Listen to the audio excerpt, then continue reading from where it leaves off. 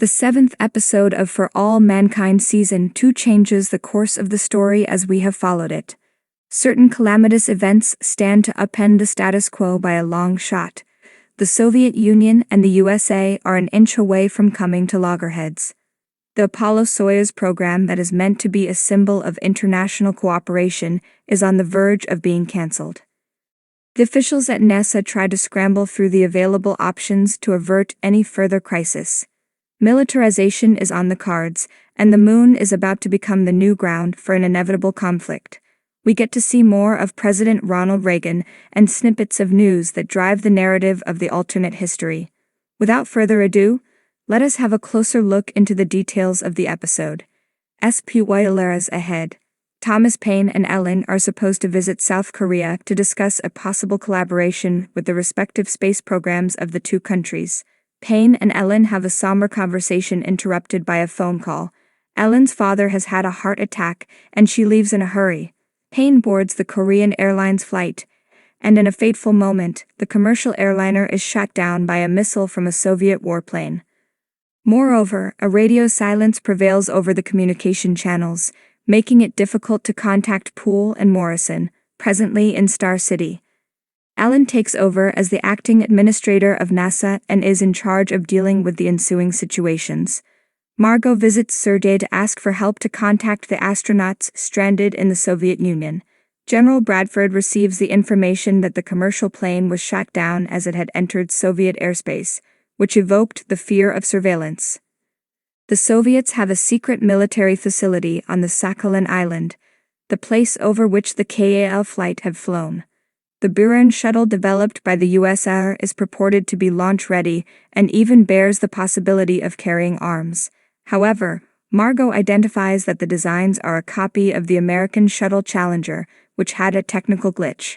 She wants to inform the Soviets but is refused by General Bradford. Meanwhile, Karen sells the Outpost Tavern to Sam, Tracy's husband. Poole receives a visitor in her room who identifies himself as an engineer.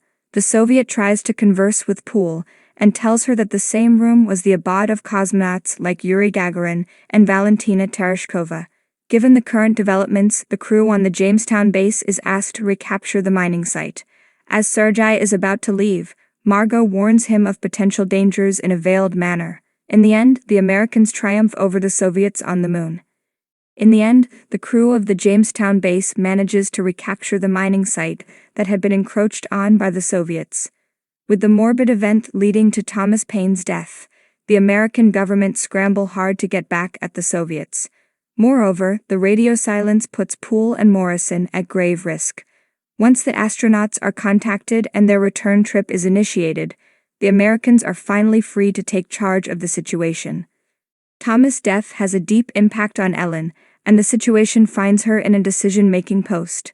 A few moments back, she was contemplating leaving NASA. Given that the president personally calls Ellen, she is ready to take stern decisions. The hasty recapture of the mining site is one of them. Even though the crew at the Jamestown base is caught off guard with the plan's suddenness, they manage to do so without firing a single bullet. Thanks to Tracy's deft maneuvering of the lunar module, they are able to reclaim their site. This event is a testimony to the fact that Ellen is capable of making stern decisions, and at the same time efficiently mitigate the outcomes. With the discovery of the secret military base and the Buran shuttle preparing to be launched, the situation changes drastically. The Buran is based on the Challenger, which had a technical snag. The issue stands to be aggravated in cold conditions, much like the ones prevalent in the USSR. Molly feels that the launch might risk countless lives, but Norman's hawkish approach prevents her from doing so. In a conversation with the incumbent Sergei, Margot informs him about the technical snag in the garb of discussing the docking systems. This shows that despite the hostilities between the two countries, Margot values human lives rather than the egoistic battle of supremacy. Moreover, Sergei seems to be a reasonable man, and the Soviets are not the vile people they are often projected to be. This is also substantiated when the engineer visiting Poole tells her to walk out of the facility with her held high. Poole then carves her name on the door, signifying that her presence is indeed a moment of appreciation.